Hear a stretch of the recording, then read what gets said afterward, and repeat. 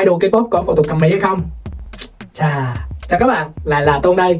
Ngày hôm nay thì chúng ta sẽ cùng bàn luận về một vấn đề khá là thú vị.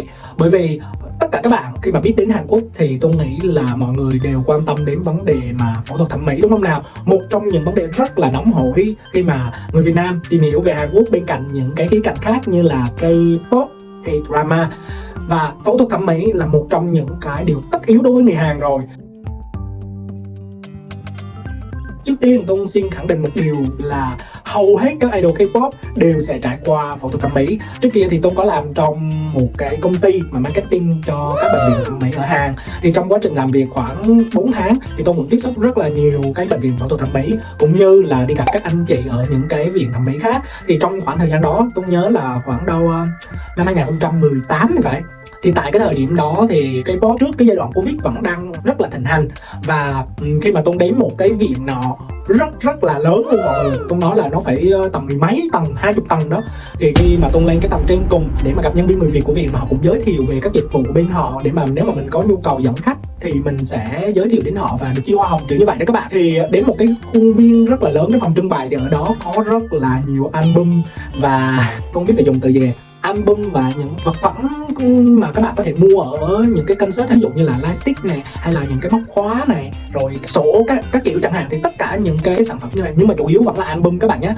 Thì có trưng bày rất là nhiều album của những ca sĩ K-pop top lúc bây giờ. Và khi mà tôi hỏi họ thì họ mới bảo là thực ra thì tất cả các nghệ sĩ này đều có phẫu thuật hết các bạn à. Và những ai mà có cái album ở đó đều đã từng làm qua ít nhất là gì? Cắt mắt này, sau đó sẽ đến là gọt cằm, nâng mũi. Đó là 3 cái phẫu thuật cơ bản mà các idol K-pop đã thực hiện. Và trời các bạn ơi, rất là nhiều người nổi tiếng đã để chiếc album của mình ở đó. Vậy thì theo các bạn, đó có thể là những ai vào năm 2018 nhé. Cho nên thông qua cái chuyện đó thì tôi cũng được biết là thực ra thì tất cả họ đều trải qua quá trình phẫu thuật thẩm mỹ. Và ở Hàn thì phẫu thuật thẩm mỹ không có gì sai các bạn nha. Cái việc mà chúng ta muốn trở nên đẹp hơn và hoàn mỹ hơn trong mắt người khác, trước tiên là trong mắt bản thân mình, để mình có thể tự tin hơn, đó là một điều hiển nhiên và một nhu cầu thiết yếu. Và nó chẳng có gì đi sai lại với tạo hóa hay là nhu cầu của người khác cả. Và chúng ta có thể có được nhiều cơ hội việc làm hơn đối với một cái đất nước mà thực sự là nó cạnh tranh rất là khắc nghiệt ở tất cả các lĩnh vực.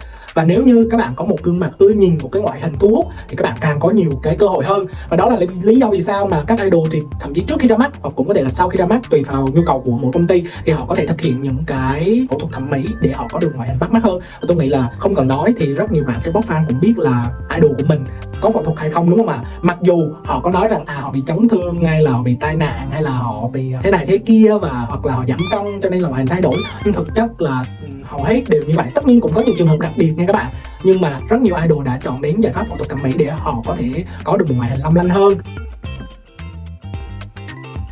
Ở Hàn á, nếu như mà các bạn có theo dõi rất là nhiều cái tin tức và tìm hiểu về văn hóa Hàn, thì đối với người Hàn á, cái phần thưởng mà người ta tặng cho con mình khi mà đậu đại học á, nó cũng giống như là một cái công việc, cái chuyện rất là lớn ở Hàn và trọng đại ở Hàn. Thậm chí khi mà thi đại học ở Hàn thì người ta phải dừng máy bay đó các bạn. Thì con mình được đậu vào những trường lớn hay thực hiện được ước mơ vào những cái trường đại học top ở Hàn, thì ba mẹ sẽ thưởng một phần thưởng cực kỳ đặc biệt cho con cái của họ. Đó chính là một cái package phẫu thuật thẩm mỹ toàn diện từ đầu đến chân, để họ có thể thay đổi ngoại hình và có được nhiều cơ hội hơn đó các bạn. Vì sao mà người ta sẽ chọn cái giai đoạn này để phẫu thuật thẩm mỹ?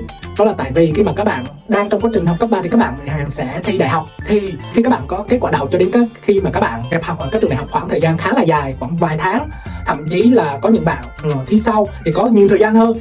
Vì vậy họ sẽ có rất nhiều thời gian để mà có thể làm phẫu thuật thẩm mỹ và đợi nó phục hồi và nó thích ứng những cái phần, ví dụ như là phẫu thuật mũi chẳng hạn, thì người ta sẽ nhét silicone và nó cần cái thời gian để mà silicone nó thích ứng với cái cơ thể của mình. Hay là những cái vết thương nó có thể lành lại khi mà các bạn gọt cằm chẳng hạn, hay là cắt mí mắt, nó cần cái thời gian rất là nhiều.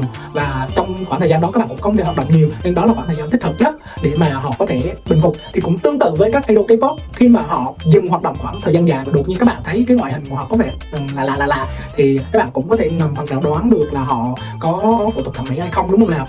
Nhưng mà tôi phải chia sẻ với các bạn là cho dù họ có làm hay không thì đó cũng là một cái nhu cầu rất là cơ bản của họ. Và tôi nghĩ là để đi được cái quyết định mà làm phẫu thuật thẩm mỹ nó không hề dễ dàng đâu các bạn ạ. Tại vì những ai mà đã trải qua phẫu thuật thẩm mỹ khi xem video này, hay là các bạn có thể xem rất nhiều bài chia sẻ trên mạng, thì phẫu thuật một phần không thôi nó đã rất là đau và khó chịu. trong thời gian dài rồi, chứ chưa nói là người ta phải làm rất là nhiều bộ phận khi mà họ muốn thay đổi ngoại hình của mình.